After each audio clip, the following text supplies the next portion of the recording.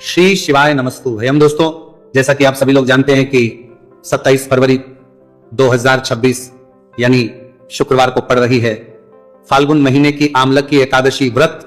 और दोस्तों, ये वो तिथि है जो फाल्गुन महीने में पड़ने वाली सबसे बड़ी तिथि है, क्योंकि यह शुक्रवार के दिन पड़ रही है और इसका बहुत ही बड़ा और विशेष महत्व होता है। पूज्य गुरु जी ने कहा है कि अगर कभी भी मौका लग जाए और फाल्गुन महीने की एकादशी तिथि शुक्रवार को पड़ जाए तो आप लोगों को 11 चावल के दाने का उपाय तो अवश्य ही करना चाहिए। इन दोनों का संयोग बहुत ही कम आता है।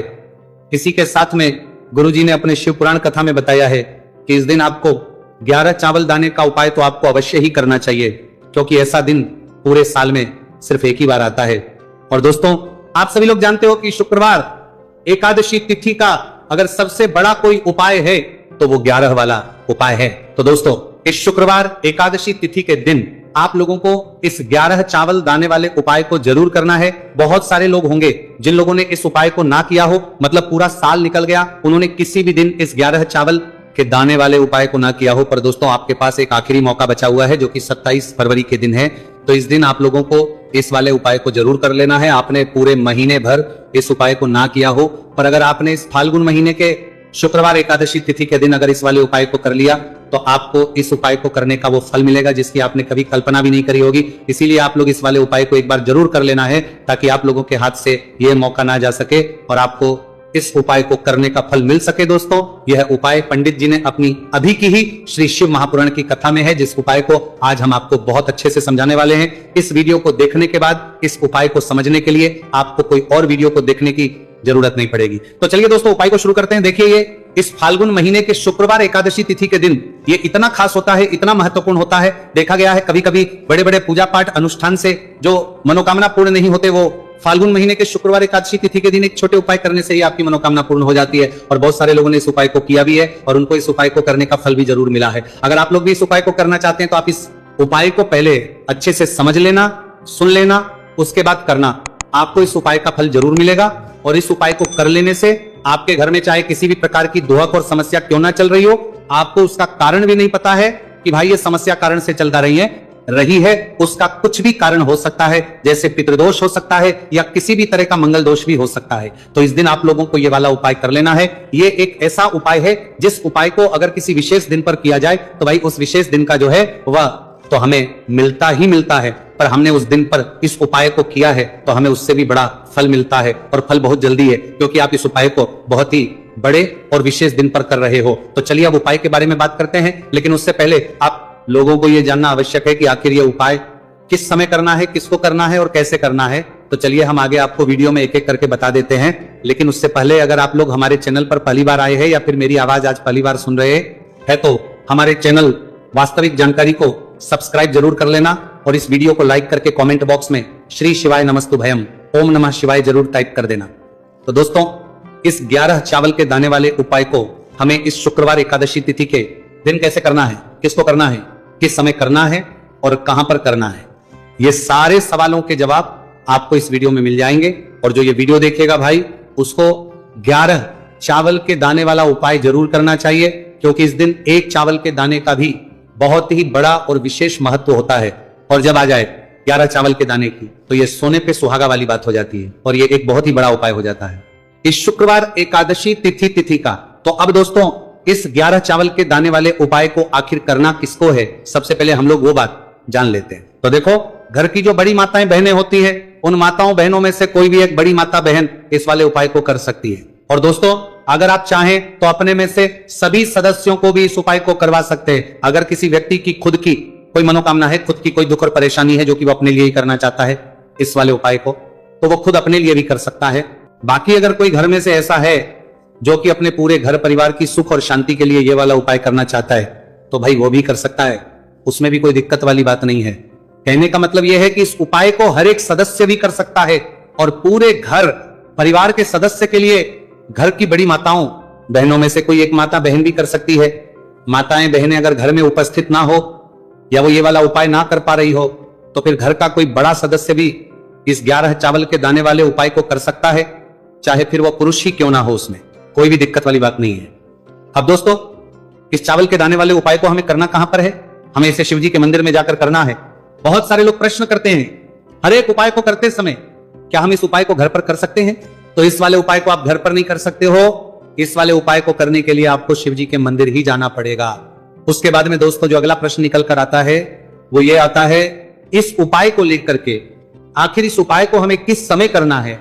किस समय करना है? किस शाम के समय करना है? तो देखो, इस वाले उपाय को आप लोग सुबह के समय भी कर सकते हो और शाम के समय प्रदोष काल में भी कर सकते हो। अब अगर आप पूछो कि भाई सबसे उत्तम समय कौन सा रहेगा इस 11 चावल के दाने वाले उपाय को करने का, तो हम आपसे बस यही कहेंगे कि इस उपाय को आप सुबह के समय करेंगे तो ज्यादा बेहतर होगा। बाकी अगर प्रदोष काल शाम के समय भी करेंगे तो भी अच्छा होगा, उसमें कोई भी दिक्कत वाली बात नहीं है। तो जो अगली सबसे बड़ी और महत्वपूर्ण बात आती है वो यह आती है कि सुबह अगर हम उपाय को करेंगे तो हमें कितने बजे से लेकर कितने बजे तक के बीच में करना है, और शाम के समय प्रदोष काल में करेंगे तो हमें कितने बजे से लेकर कितने बजे के बीच में करना है।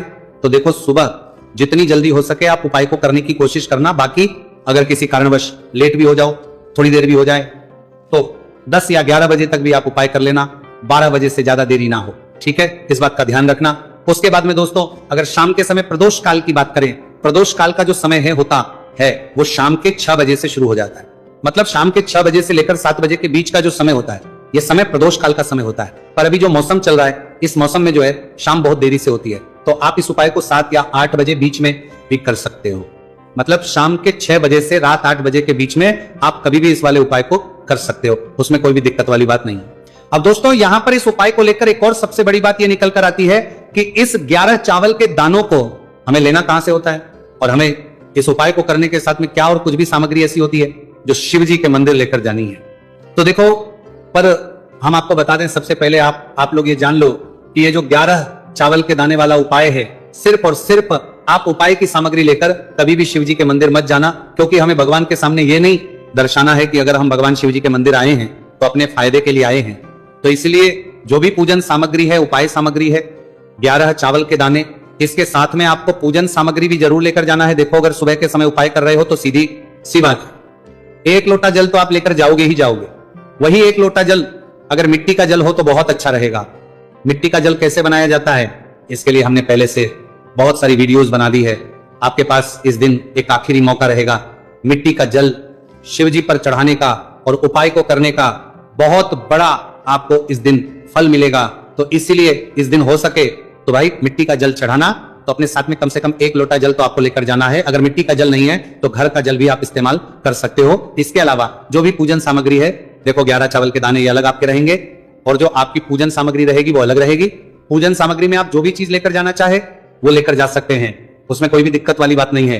वहीं अगर हम बात करें शाम के समय की, तो शाम के समय शिवजी पर जल नहीं चढ़ता है, इसीलिए शाम के समय आप लोग एक दीपक तैयार कर लें जो कि गोलबत्ती का, आटे का, शुद्ध देसी गाय का घी का होगा, है ना।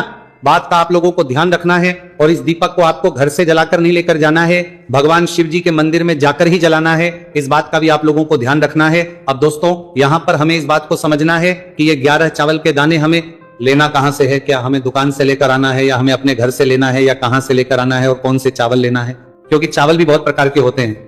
तो देखो, इन सभी सवालों के जवाब आप लोग एक बात में सुन लो कि भाई ये जो उपाय है, इस उपाय को ये नहीं देखना है कि भाई कौन से चावल है कौन से चावल नहीं है। बस जो भी चावल ले रहे हो वो चावल का दाना सबूत होना चाहिए, मतलब साबुत होना चाहिए, टूटा हुआ नहीं होना चाहिए, कटा पिटा नहीं होना चाहिए। ये बात आपको ध्यान रखना है। बाकी आपका चावल बासमती हो या सादा चावल हो या कोई सा भी चावल हो, उसमें कोई भी दिक्कत वाली बात नहीं। तो सीधी सी बात है कि आपके घर के रसोई घर में जहां पर आप भोजन बनाते हो वो पर जो भी चावल आपके उपस्थित हो, उन चावलों में से अपनी एक कटोरी भर लेना या एक मुट्ठी चावल अलग से निकाल कर रख लेना, क्योंकि हम 11 चावल ही यहां पर इस उपाय में लेने वाले हैं, तो हमें ये चावल के दाने गिनकर निकालने पर डटेंगे। इस बात का आप लोगों को ध्यान रखना है। तो अपने उस चावल की कटोरी में से या चावल में से 11 ऐसे चावल के दाने आप लोग निकाल लो जो कि टूटे हुए ना हो, कटे पिटे ना हो, जिनमें कोई दाग ना लगा हुआ हो। अच्छे साबुत चावल के दाने 11 दाने आप लोग निकाल कर रख लो और इन्हें किसी भी एक कागज की पुड़िया में या किसी एक छोटी सी कटोरी में आप लोग रख लो, ताकि ये सुरक्षित रहे, आपके एक भी चावल का दाना इधर उधर ना हो और आपका उपाय भी पूरा अच्छे से हो जाए। तो भाई जैसे ही आपका उपाय की जो सामग्री है 11 चावल के दाने ये तैयार हो जाते हैं, उसके बाद मैं आपको जो भी अपनी पूजन सामग्री है, सुबह के समय कर रहे हो तो 1 लोटा जल पूजन सामग्री जो लेकर जाना चाहो उसकी भी तैयारी कर लेना, और शाम के समय जा रहे हो तो भाई अपना जो दीपक है उसे तैयार कर लेना, ठीक है। और उपाय को करते समय शुद्धता का विशेष रूप से ध्यान रखना। ठीक है। सुबह सुबह स्नान करने के बाद ही उपाय को करने की आप लोग तैयारी करना। उसके बाद अगर शाम के समय की बात करें तो शाम के समय आपको स्नान करने की जरूरत नहीं है, पर शुद्धता का ध्यान रखना है।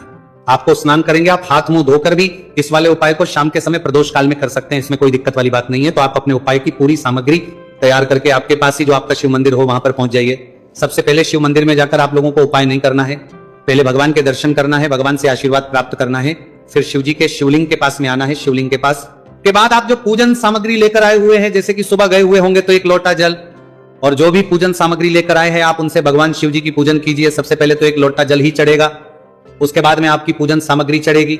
उसके बाद में अगर दोस्तों शाम के समय अगर आप इस उपाय को कर रहे हो तो अपने साथ में कम से कम एक जो दीपक है गोलबाती का जो आप अपने साथ में लेकर गए हो, उसको मंदिर में जाकर अपनी माचिस से जलाना है और उस दीपक को शिवलिंग के पास में रखना है।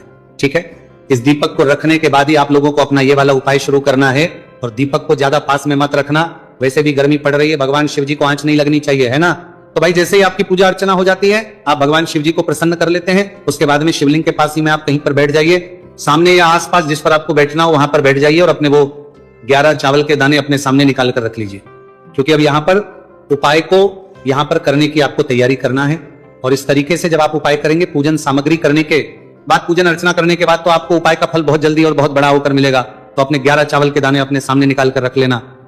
और ये जो उपाय है ये आपकी सीधे हाथ की हथेली से होगा, इसीलिए इस बात का भी विशेष रूप से ध्यान रखना है।